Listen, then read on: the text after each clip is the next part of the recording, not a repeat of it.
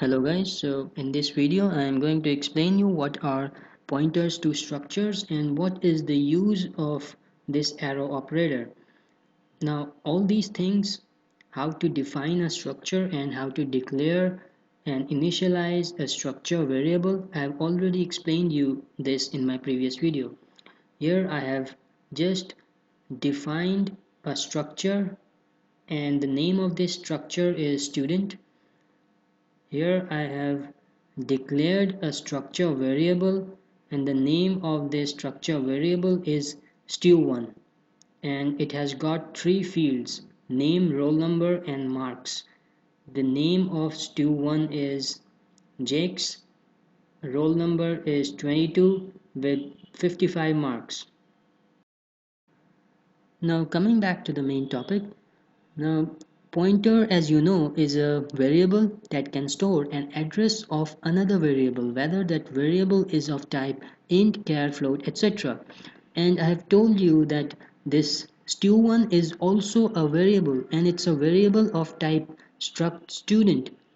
This stu1 is a structure variable and we can also use pointers to store the address of structure variables. So here I can use a pointer to store the address of this structure variable stu1, and for that first I need to declare a pointer.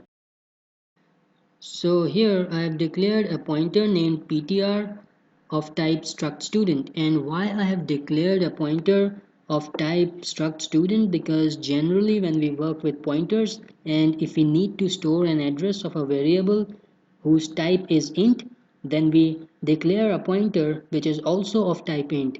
And if we need to store an address of a variable of type float, then we declare a pointer which is also of type float.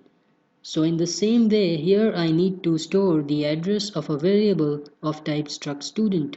So I have declared a pointer which is also of type struct student so that there is no type mismatch.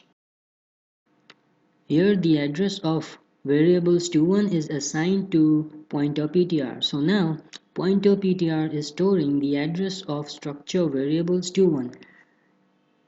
So now with the help of this pointer ptr I can access all these values of stu1, and in more technical terms I can say using structure pointer ptr I can access the members of the structure.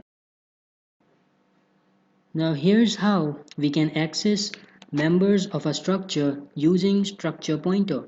So first the name of the pointer, which is ptr in this case, and to access some value using a pointer we always use an asterisk sign. Then to access the member of a structure we use a dot operator followed by the name of the member, which is name in this case.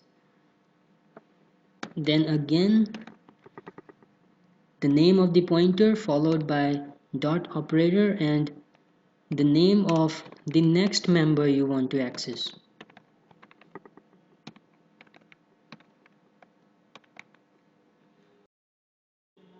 But there is a slight problem with this syntax. Now if I compile this program, then it will show me an error on this line. Now the precedence of dot operator is higher than star operator, and because the precedence of dot operator is greater, therefore this part will always be evaluated first. But we need this part to be evaluated first for it to run successfully.